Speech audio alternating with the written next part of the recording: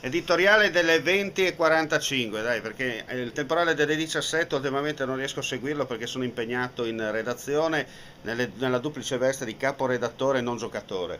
Avete preso la Coppa Davis, via. Allora, ultima sparata della politica italiana. Io dico, sapete che c'è un senatore di Forza Italia, Villari, che sta facendo un gruppo trasversale a sostegno di Carlo Tavecchio come prossimo presidente della Federcalcio. Senatore Villari, con tutti i casini che abbiamo in Italia, mi permetta e mi consenta il francesismo, cioè la politica va a rompere le palle nel calcio quando abbiamo dei casini con la Q maiuscola in questo paese che sta già andando a fare quelle cose lì, guardiamo ad esempio anche l'ultimo disastro idrogeologico successo a Refrontolo e via dicendo, e lei va a rompere le scatole quando sa benissimo che non si può, la politica non può intervenire ufficialmente all'interno del calcio su disposizioni della FIFA e dell'UEFA, altrimenti ci cazziano ancora di più di quello che siamo cazziati.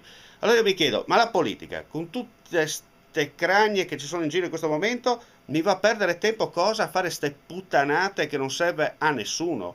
Ma dove cacchio viviamo? Scusate, mi consentite? Oggi sono veramente incazzato nero. Mi dicono il nero, ma sono ancora più incazzato di un nero. La banana, dove ve la ficcate? Punto di domanda. E la risposta è troppo facile, però in effetti avete ragione.